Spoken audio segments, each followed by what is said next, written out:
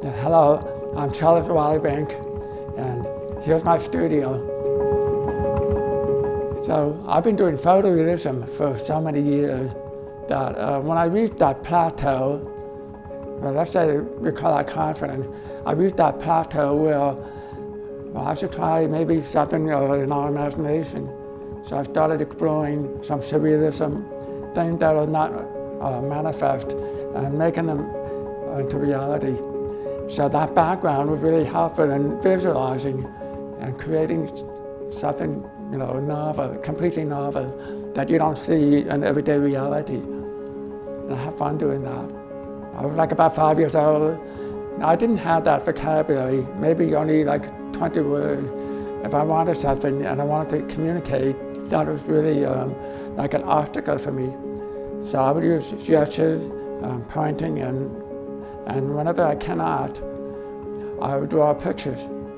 So if I saw something on television and it's no longer on the air, I would have to draw it, And I would draw this picture, maybe of candy and all that, and show it to my parents or to a next door neighbor. And if that didn't work, I'd go down the street to a stranger's home and show them this picture. And literally, I was begging for candy. So I used these drawings to communicate. So as the years went by, I would find myself doodling a lot. I would draw my hand. I used crayon, pencils, and whatever was around. I grew up with no art background, no stimulation.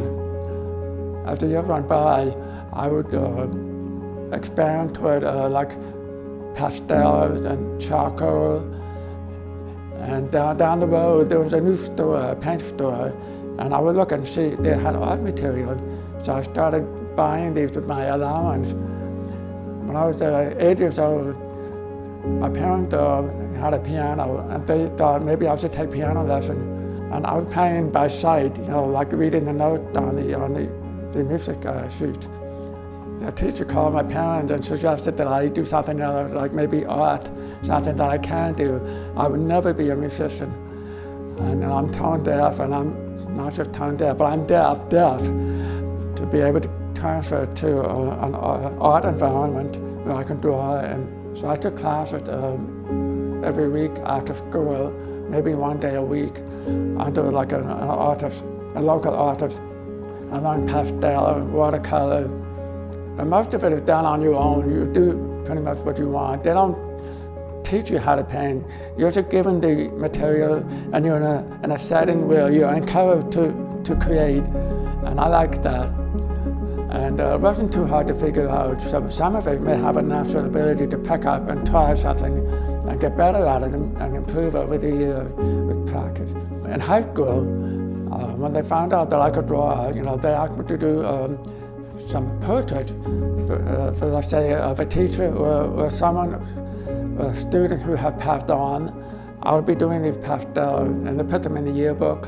And with all the artwork I did, I was able to put together a portfolio for admission into college. And I got accepted by different colleges in the New York area. It was like a big change, like night and day, from my home environment to a university where everybody's an artist. And after I graduated, I was still unsure if I could make a living as an artist, so I went back to college to get a degree in education. So I graduated with a master's in education, and I taught for 7 years. I taught a school for the deaf, teaching at an elementary level. And then I decided maybe I should keep my daytime job, and I retired from teaching and went back into painting, and I'm really glad I made that decision. And I've been painting ever since. I made my living, nothing else, no other job, just painting and selling at the art fairs in Long Island, Florida, Detroit, Ann Arbor, Pennsylvania. And I did that for like about 40 years. And this generated a lot of clients for my fan base. I still get email, requesting commission. I have a website, and all of these keep me in touch with the world outside. But mostly I sell outside of my studio. I allow a visitor to come into my studio.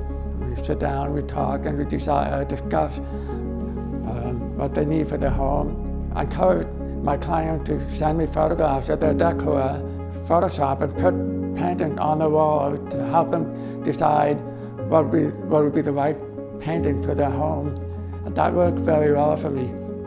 Our most important asset would be our children, the future generation. They might not have the stimulation that they needed. Encourage the children to express themselves, who they are, how they feel. You see, art is a form of self-expression. And if we hold back, and if our children hold back, we're not going to amount to anything. Well, I hope you enjoyed your visit throughout my studio and looking at my artwork collected from over the years. And you're always welcome to come and visit my studio. You come out here, if you're ever out in the East End of Long Island, which is beautiful here, especially at this time of the year with the flowers in bloom and the blossom. Come out and visit. And I may have some more artwork, new painting.